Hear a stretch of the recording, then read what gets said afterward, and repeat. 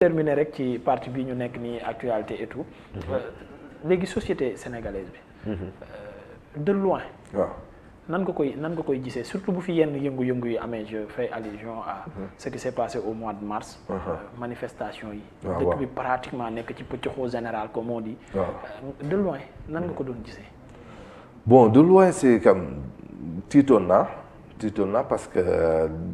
c'est du jamais vu mosuñu ko gis loolu fii ci dëkk bi. mais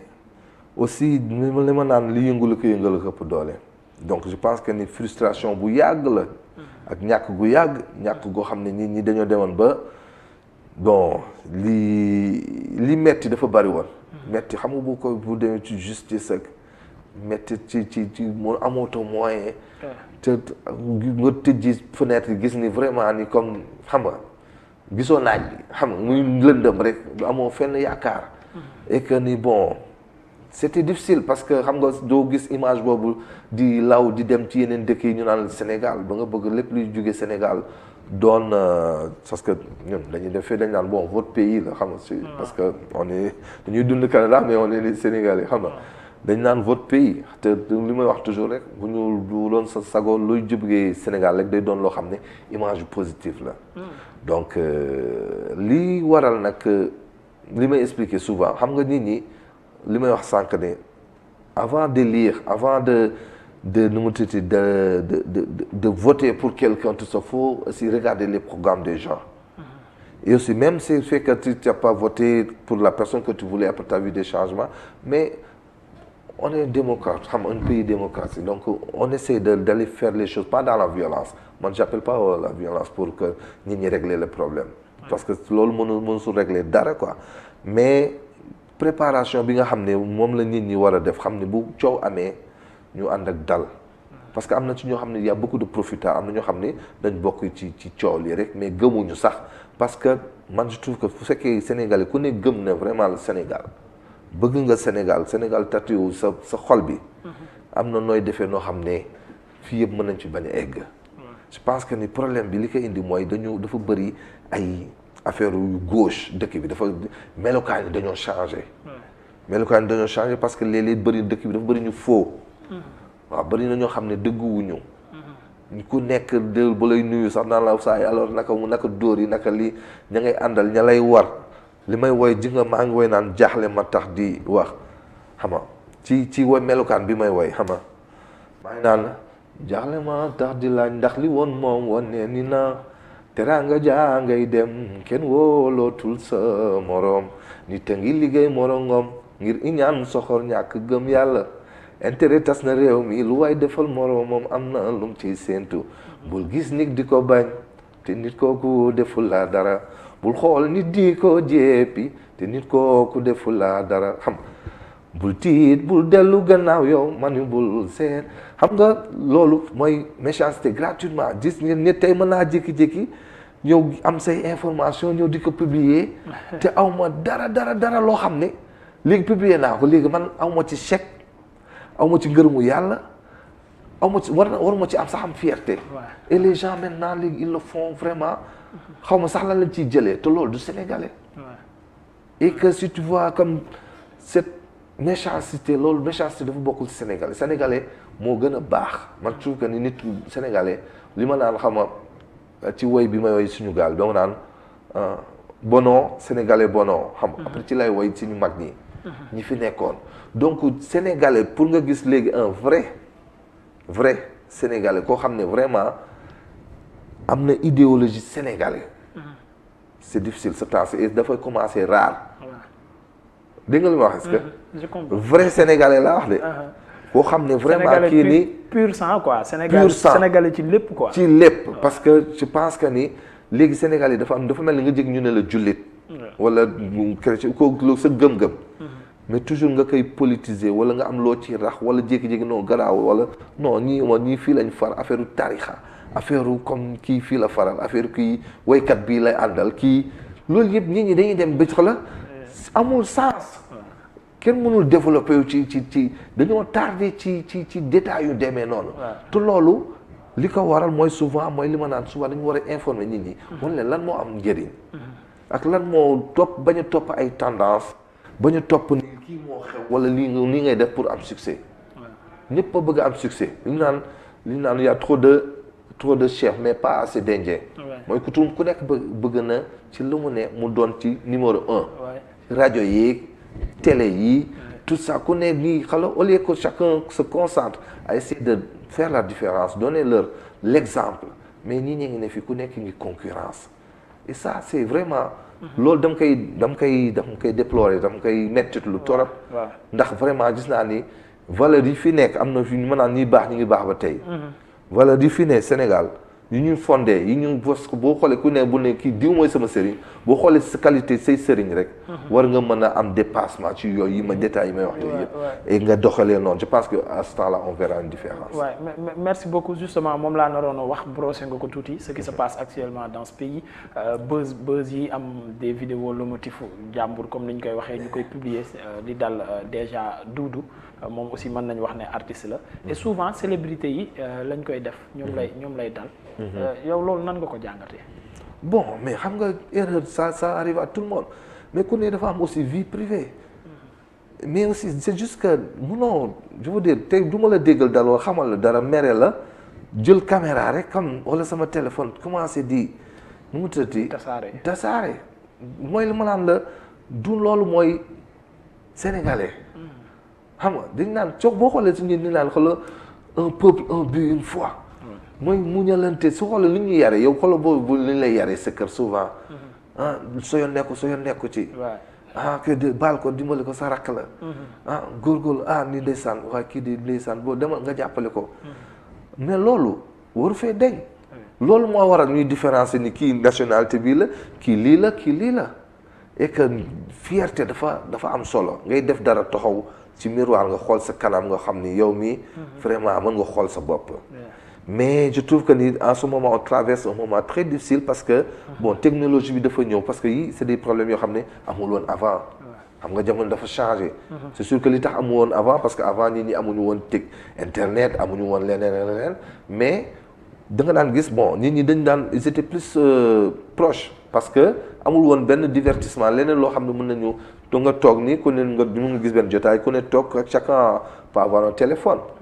mais c'est bien c'est parce que tout ça c'est fa lañ toll mais li gën a bon mooy di ci jublu loo xam ne c'est pour faagaagal wala pour détruire pour yàq sans but sans rien tu gagnes rien et que ça devient comme une passion loolu mooy danger loolu moo ëpp sax problème moo gën a doon problème que pandémie bi boo ko neante parce que loolu ça peut rester à vie on peut faut se battre pour que loolu dañ te ku nekk nag da ngay commencer sa kër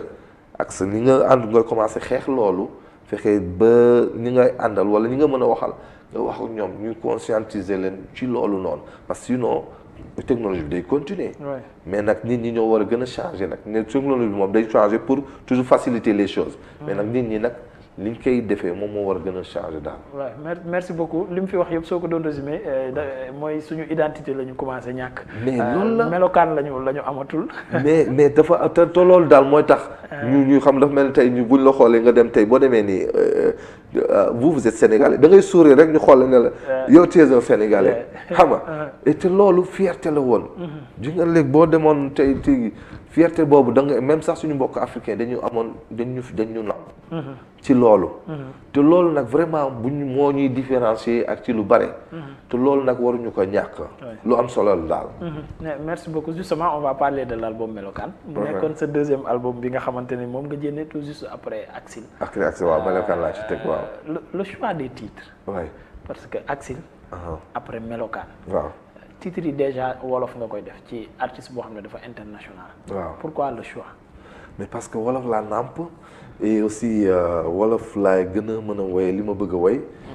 et li may woy aussi c'est des réalités yoo xam ne même maa ngi dëkk Canada mais maa ngi dund Sénégal xam nga ndax lépp Sénégal la dooree Sénégal la juddoo fi la màggee fi la jàngee lépp dama dem fee rek nu mu tudd ci continuer sama passion sama vie et que n'empêche que ni même le fait si je suis loin bu ma demee Canada maa ngi xel mee ngi fii lépp a ngi fii donc moo waral que ni bon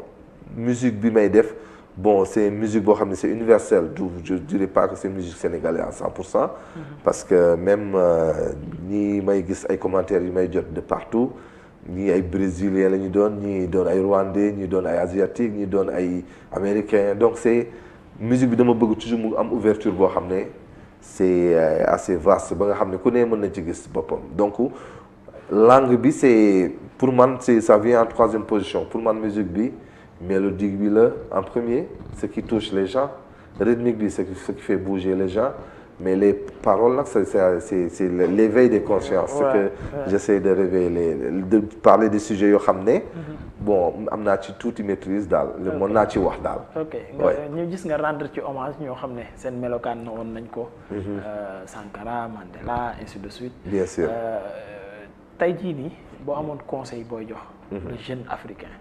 surtout album boobu parce que lu bari wax nga ko ci ay melokaan ban conseil lay doon mais merci xam nga yow wax nga lépp presque xam nga melokaanu ñooñu xam nga tey boo ne Afrique foog ñun mënuñ la bañ a wax Nelson Mandela boo ne Afrique mënuñ la bañ a wax ni ay Patrice Lumumba boo ne Afrique mënuñ la bañ a wax ni Thomas Sankara mais donc ñooñu yàlla def na ni nekkatuñu fi donc foog mu am lu continuer loolu parce que fekkee ni boo tuddee ñoo Afrique ñu tudd noonu mooy ça veut dire ni def nañ fi loo xam ne des na fi et pourquoi pas que en Afrique encore actuellement quand on est Afrique on peut pas parler ceux qui sont vivants là ñi fi nekk di dund mooy ça veut dire que ni am na lu des ndax affaire bi ñooñu ni fa ñu tegoon kii bi bu ñu ko continuer woon je pense que dina am lu bare ñu gunge leen dina am lu bare lu change donc melokaan dafa am lu solo xam nga ni melokaan mooy sa melo ni li ngay dégager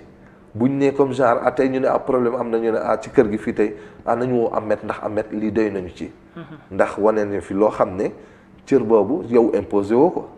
da nga ñëw dund li ñu gisalee ne nii nga doxalee nii nga teg ko ci yoon moo tax bu dara amee mën nañ ne Ahmed doy nañ ci boo leen doyul dañ boo nee Ahmed ñaan si titit mooy ça veut dire que ni bon mooy loolu sa melokaan des na daal xam nga donc moo waral melokaan mooy identité te identité nag saa yi boo ko amul moom je pense que ni amoo dara di nga dem de waaye xaw ma nag fa ngay fa ndax di nga sore merci beaucoup ñu gisaat ci loolu nga adopté waat beneen musique bu Peter Gabriel defaat beneen collaboration ak Johnny Red ci Just One Day mu nekkoon son boo xam ne aussi def na tour du monde collaboration yi bon ci wuti ko gis nañ nga def benn ak Ousmane Gangi dinañ ci gën a ñëw mais la plupart du temps c'est monde extérieur bi ngay defal collaboration lu tax bon mais c'est parce que peut-être que le fait que ni comme foofu laa gën a nekk que fii et que man je me dis toujours comme li may expliqué ne rek musique bi daal mooy décider musique bi mooy paie et le fait que ma collaboré avec Johnny parce que on s'est rencontré dans un gala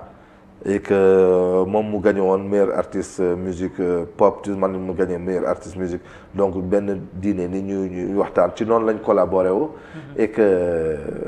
ma dem ba ma retourné ñu ne ma choisir artiste canadien bu la neex koo bëgg de Alanis Morissette wala Bryan Adams ñu gën a sax siw Johnny Reed et quand j'ai entendu la voix de Johnny Reed dama ne bon kii laa bëgg defal parce que xooluma ko ndax popularité bu mu am wala vue bi ñaata nit ñoo koy suivre ñaata album la jaay mais li muy dégage voix am et quand je l'ai invité on a fait une émission ensemble xam nga ci laa woy ak moom demoon naa beeg xam nga et que après par la suite Mohamed il a aimé ce que je fais il m'invite on fait des tournées ensemble de 2 ou 3 mois xam nga et que loolu la collaboration boobu jëriñ te loolu moo lay wan ni loolu nag ça manque ici au Sénégal parce que les gens ici sont dans le calcul xam nga naan kii bu ma ko invité est-ce que daf may xon wala kii bu ma ko invité dafa nar a jël sama public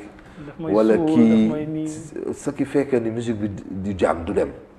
day am lu bari loo xam ne dafa àndul ak musique xam nga parce que musique boo gisee yenn artistes léegi da ngay gis benn show ay 5 guitaristes ñuy jouer en même temps wala nga jékki gis ay trio comme 3 personnes décident de chanter ensemble mais fii c'est que tout le monde s'est rendu que mooy li ma wax ci melokaan yi lu bari dafa changé dañ ko ñàkk mais aussi avec raison aussi mën nga tiit aussi parce que nit ñi demee la mais am na ci ñu naan ñi baax ñu ngi baax ba tey ñuy cool ba boo sentirul nit ça veut pas dire que vous êtes amis que vous devez faire même un duo. faut que ça soit simple. yow gis nga ko waaw dafa mel ni ma doonoon journaliste gis la ngay def la ngay ma ne Ahmed ay penses-tu qu'on pourrait faire comme créer benn émission boo xam ne ça n'a rien à voir avec Seneweb. ñu def benn affaire boo xam ne maa yow la chaque dimanche on se rencontre. ñu def benn kii ci net bi ñu xool comme ji benn thème. et du la coûter rien du ça me coûter rien du tee que yow tu continues à avancer. vous essayez si ça marche si ça marche pas. mais ça marche pas. du tee que doo bàyyi sa yoon loolu nag di nga mentalité yooyu noonu dafa di que affaire pandémie bi du coronavirus. ci attitude yi la. ci te boo koy wax bon je sais que nit ñi xam nañ loolu. jikko yi feebar quoi. jikko yi ak nu mu tëti bon xam nga lan laa ko mën a ëmbee daal ba expliquer ko mais. façon ci domaine yeeg yëpp la na même seen domaine bi dans l'animation aussi c'est pareil da nga gis ku nekk comme genre ku ne bëgg na yaakaar ne ni moom c'est le meilleur xam nga même ci attends fee yow kon defal li nga war a def li nga def ba nit ñi bëgg la ba teg la fenn loolu kenn mënu ko dindi parce que c'est ton talent kenn mënu la ko teggil même bu fekkee dañuy xëy di la sànni xeer sax et gëm sa bopp aussi donc moo waral nag man les duos que je fais j'aimerais les sentir j'aimerais comme dire j'aime tous les artistes damay écoute ñëpp laay déglu amul ku ma dul déglu ku ma xam ma bañ la xam wala ma bañ a déglu la et que loolu la léeg-léeg ñuy yaakaar ñoo fiy ténor yi léegi sax duñ sax ténor am ñoo xam ne amuñu sax benn single te li ñuy woy kenn woyu ko c'est la musique ku nekk aussi day am day ñëwaat day amaat yeneen génération leneen affaire yi daal pour te dire que ni lu ma gën a simple rek gën a baax. maintenant yow sa featuring de rêve. Son featuring de rêve man bon j'en ai des rêves comme avant quand je te parlais plus de Gabriel je voulais faire un featuring avec lui parce que je l'ai découvert avec Youssou Ndour ba mu nekkee xale et que ba tey may continuer di ko suivre mu neex ma lool may xool seetaan concert am mais bëri na ay artistes yu bëri yu ma bëgg defal aussi tu parles au Sénégal par exemple au Sénégal ben tout le monde je veux ku ma sentir rek man damay jékki-jékki ça dépend pour mon parce que souvent man maay composer samay morceaux wala mu ma gisee ku ma invité ci benn composition moo xam ne gis naa sama bopp c'est ça donc faut que juste ma sentir ko rek foog mu nekk du question que ni yow yaay numéro 1 que dañoo war a def featuring c'est juste foog mu nekk daal waaw. d'accord ñu dem uti ko. waaw ñu uti ko rek uti ko. album bi mu ngi nii uti ko c'est disponible donc moom laa yore sama loxo moom ma ko jox cadeau tey donc ci suba teel bi donc ma ciy kontaan bu baax a baax maintenant man am naa ko yéen amagoo leen ko dem leen ngeen uti ko.